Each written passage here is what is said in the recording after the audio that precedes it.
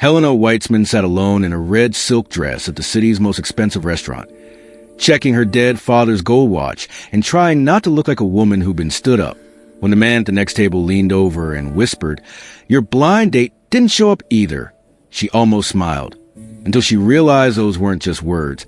They were a code phrase from her father's secret journals about a shadow council that controlled the city. Michael Payer wasn't making small talk. He was announcing that they were both candidates for a single seat on the Gilded Circle, and only one of them would leave this game alive. What started as two strangers sharing rejection became a psychological war, where Helena would have to destroy Michael's relationship with his daughter to win, and Michael would have to prove Helena's wealth had made her hollow. But when they discovered the circle was manipulating them into destroying each other, they faced an impossible choice: claim ultimate power by betraying a person sitting 3 feet away, or join forces and burn down the system that had already taken everything from them. Before we continue, please tell us where in the world you're watching from. We love seeing how far our stories travel, and it proves that powerful stories resonate everywhere. Helena Weitzman sat alone at her table, watching the city lights shimmer through the restaurant's glass walls. She wore a red silk dress that cost more than most people's monthly rent, and she checked her gold watch for the 5th time. Her blind date was 40 minutes late. She should have been used to disappointment by now. At 38, Helena had built a technology empire worth billions, but she couldn't seem to find someone willing to show up for dinner.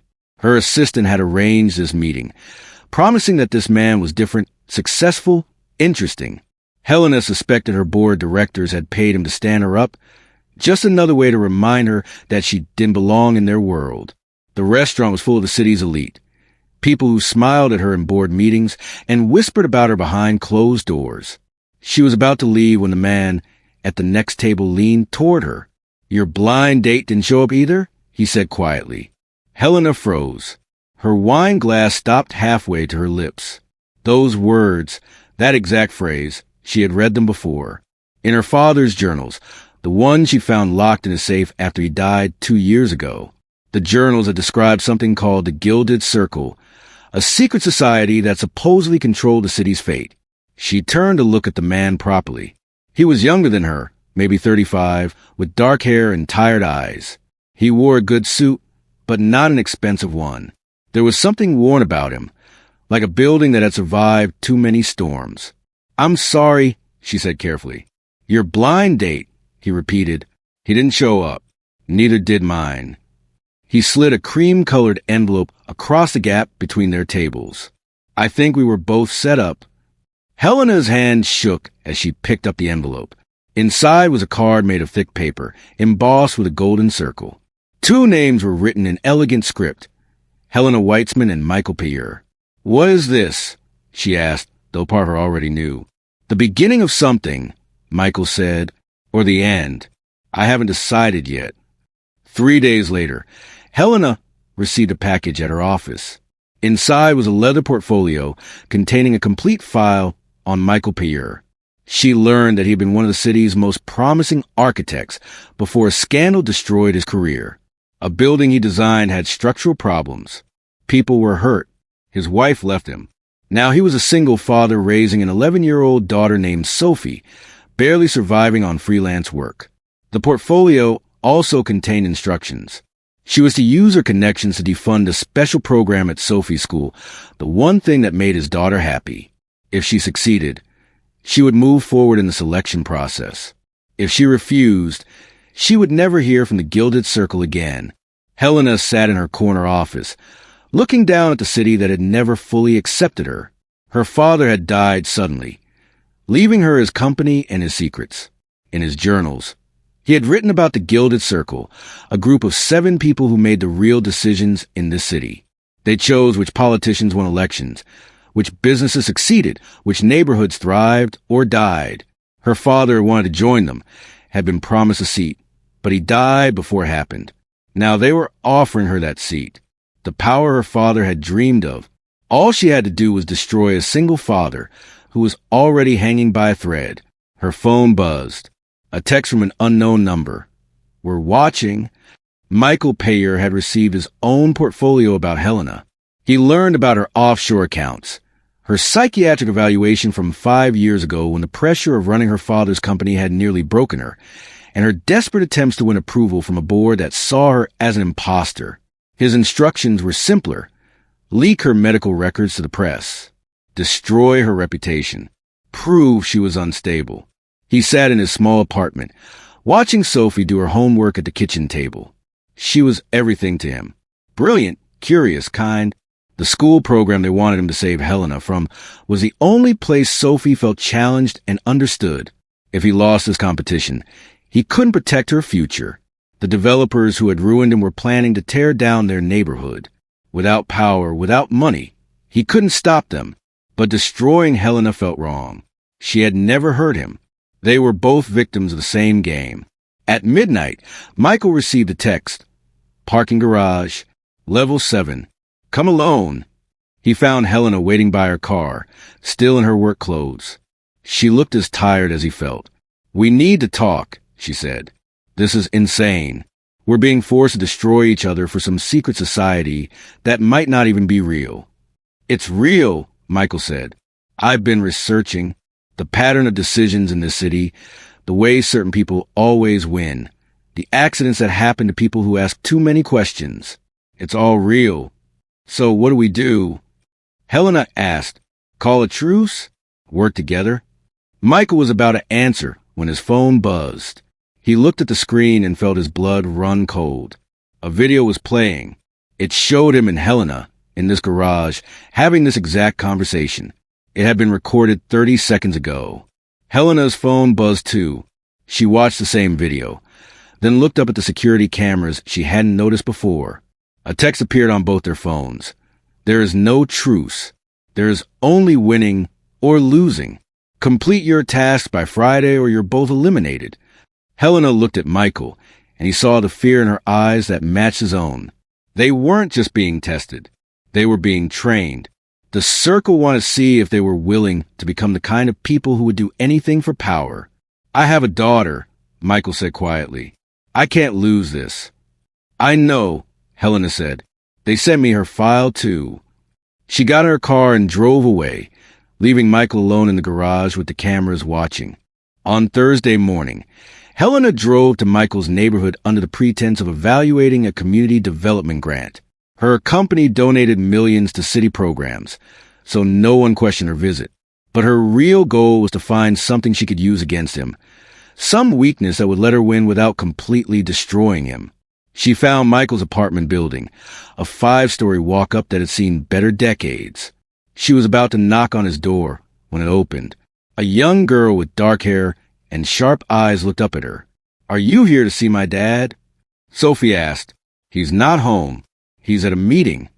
"I'm Helena," she said, unsure what else to say. "I'm a friend." "Really?" Sophie looked skeptical. "Dad doesn't have many friends anymore." Helena shouldn't have stayed. She should have left and come back later. But something about Sophie reminded her of herself at that age, smart and lonely, and trying to understand why the world was the way it was. "What are you working on?" Helena asked, noticing the paper spread across the kitchen table. "A city?" Sophie said, brightening. "Dad and I design cities together. This one has parks on every block and buildings that don't block the sun. No one gets kicked out of their homes, and everyone has a place to belong." Helena looked at the drawings and felt something crack inside her chest. They were beautiful. Impossible, but beautiful. A city designed by people who still believe the world could be good. "Your father is very talented," Helena said softly. "He was," Sophie said, and the sadness in her voice was too old for an 11-year-old. "Before they blamed him for the building. But it wasn't his fault. The construction company changed his design to save money. He tried to stop them, but no one listened." Helena had read the scandal reports. She hadn't read this part. "Does your father know you understand what happened?" she asked. "He thinks I don't," Sophie said. "But I hear him at night, on the phone with lawyers, trying to clear his name. I hear him worry about money and about keeping me in my school program." She looked up at Helena with eyes that were too knowing. "Are you here to hurt him? Because a lot of people are." Helena left without answering. She sat in her car for 20 minutes, Try to remember why she wanted this seat on the Gilded Circle. Power, yes. Respect.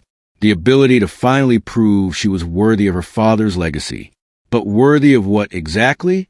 Of joining the same people who were forcing her to destroy a good man? That evening, Michael made a discovery of his own. His friend, who worked in the city records office, had found something strange. Helena's father, Richard Weitzman, hadn't died of a heart attack like the official report said.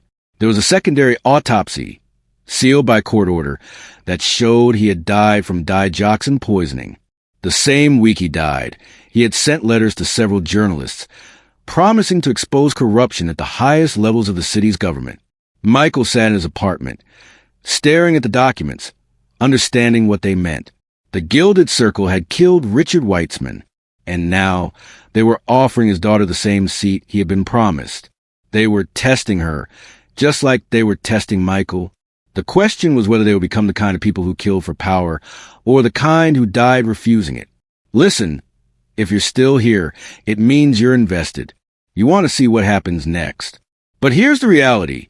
Most people watch stories like this and scroll away without subscribing. They enjoy it, then vanish. If this story actually matters to you, if you genuinely care about how it ends, hit that subscribe button. It only takes a second. Otherwise, you'll probably forget this channel exists and miss all the other incredible stories I share. On Friday, Michael and Helena met in a coffee shop far from the wealthy parts of the city. They sat in a back corner, both of their phones turned off, knowing it probably didn't matter. They killed your father, Michael said without introduction. I have the documents. Helena had suspected, but hearing it confirmed still felt like a punch to the stomach. Why? She asked. Because he was going to expose them, Michael said. He was promised a seat just like you, but at the last minute, he realized what they really were and tried to stop them. And they're expecting me to take his place, Helena said. She laughed, but there was no humor in it. They're expecting me to become the thing he died fighting against. We could walk away, Michael suggested. Both of us. Just refuse to play. Then what? Helena asked. We go back to our lives, and they find two other people to manipulate. The circle continues doing whatever they want. What's the alternative? Michael asked. We destroy each other like they want. They sat in silence, drinking cold coffee, both thinking about the impossible choice they faced. That night, Helena received a final message from the Gilded Circle. She was invited to an induction gala at a mansion that had once belonged to her father. The message included an envelope, sealed with wax. Inside, she would find the final evidence needed to destroy Michael Payeur. Documents that would prove he was an unfit parent, that would take Sophie away from him forever. All she had to do was read them aloud at the gala, and the seat would be hers. Michael received a similar message. His envelope contained evidence that Helena had embezzled from her own foundation. If he read aloud, she would go to prison, and he would be given everything he needed to save his daughter and his neighborhood. The mansion was full of the city's most powerful people, though none of them knew why they had been invited. Helena recognized CEOs, politicians, judges, media moguls. They mingled with champagne, admiring the art, completely unaware that they were audience members for a secret ceremony. Helena wore black this time, not red. She felt like she was attending a funeral. Her own, perhaps. She saw Michael across the ballroom. He wore the same suit he'd worn at the restaurant, the only good suit he owned. He looked at her, and she saw her own fear reflected back. A woman with silver hair approached them both, guiding them to opposite ends of a small stage. She was elegant, composed, and her eyes were dead. Welcome, the woman said, speaking to them but not the crowd. You have both proven yourselves worthy through your struggles. Tonight, one of you will join the Gilded Circle. The other will return to obscurity or worse. She handed Helena a microphone and Michael a sealed envelope. The rules are simple, the woman continued. Helena will read the contents of her envelope aloud, exposing Michael Payeur's unfitness. Or Michael will read his envelope aloud, exposing Helena Weitzman's crimes. Whoever chooses to act first wins the seat. Whoever hesitates loses everything. Helena looked down at the envelope in her hands. She had already opened it, had already seen the documents inside. They were lies, carefully constructed lies designed to take Sophie away from Michael. But they were convincing lies, backed by forged psychiatric evaluations and testimony from paid witnesses. If she read them, no court would let Michael keep his daughter. She looked at Michael and saw that he understood. His envelope probably contained similar lies about her. What if we both refuse? Helena asked. Then you both lose, the silver-haired woman said. And 2 new candidates will be selected. The circle continues, as it always has. Helena walked slowly to the center of the stage. The crowd quieted, sensing something important was happening. She looked at Michael, and he nodded slightly. They had discussed this possibility late last night, in a phone call they both knew was being recorded. I have a confession to make, Helena said into the microphone. Her voice echoed through the ballroom. My name is Helena Weitzman, and for the past week, I have been forced to participate in a secret selection process for an organization called the Gilded Circle. The silver-haired woman stepped forward, alarmed. Security guard began moving toward the stage. This organization controls our city, Helena continued, speaking faster now. They fix elections, destroy businesses, eliminate anyone who threatens their power. My father was killed because he tried to expose them. Tonight, they wanted me to destroy an innocent man to prove I was worthy of joining them. Michael stepped forward, taking his own microphone. My name is Michael Payer, he said. Everything Helena just said is true, and we have proof. Helena pulled out her phone, the one she had supposedly turned off. But she hadn't turned it off. She had been recording everything. Every conversation with the circle, every threat, every instruction to commit crimes. Michael had been doing the same. Together. They had spent the last 24 hours uploading everything to a secure server, with instructions to release it all if anything happened to either of them. They had also sent copies to journalists, to the FBI, to anyone who might listen. Now, standing on stage, they connected to Mansion's network using a backdoor Michael had discovered in its security system, the same system that had been watching them for weeks. Within seconds, their evidence began broadcasting to every phone in the room. The silver-haired woman tried to grab Helena's microphone, but it was too late. The truth was out. The lawsuits came fast. The Gilded Circle had powerful lawyers and powerful friends. Within a week, Helena's bank accounts were frozen. Her board of directors forced her to resign. Her face was on every news channel. Not as a hero, but as a conspiracy theorist, a mentally unstable woman who had destroyed her own life with paranoid delusions. Michael lost his apartment. The developers who wanted his neighborhood finally got their way. He and Sophie moved into a motel, living day to day on the small amount of cash she had saved. But the evidence kept spreading. Other victims of the circle came forward. Journalists began investigating. Politicians who had been controlled by the circle suddenly found themselves exposed. It was messy and slow and painful, but cracks were appearing in the perfect facade the circle had maintained for decades. 3 months after the gala, Helena and Michael sat in a different coffee shop, in a different part of the city. They looked tired but alive. Was it worth it? Michael asked.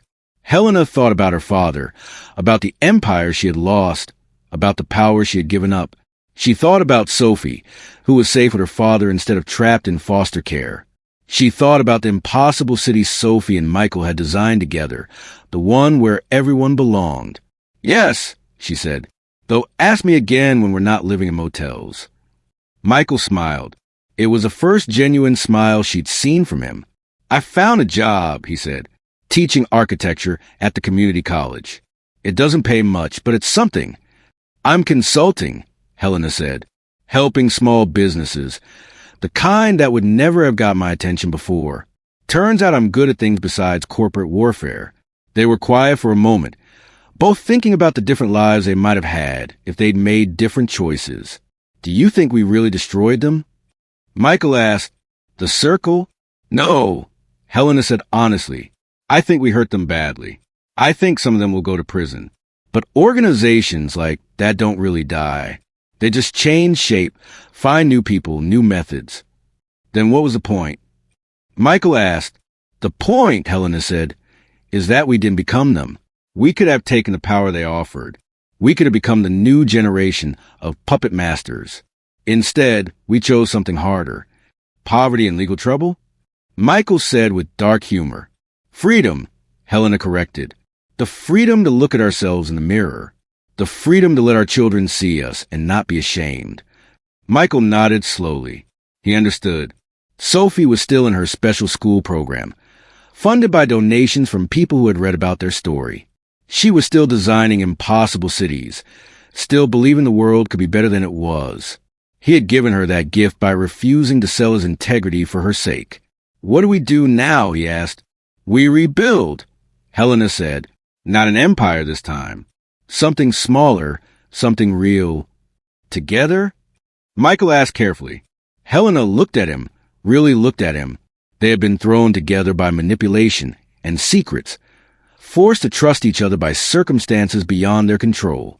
But somewhere in the midst of the chaos, they had become something like friends. Maybe more, though neither of them was ready to examine that too closely. Together, she agreed. The small architectural firm of Payer and Weitzman occupied the second floor of a converted warehouse in a neighborhood that was just beginning to revive. They specialize in affordable housing, community centers, and projects that prioritize people over profit. They would never be rich, but they were busy. Sophie spent her afternoons in their office, doing homework and drawing new designs. Her latest project was a library that looked like a treehouse, with reading rooms that spiraled around a central atrium full of plants.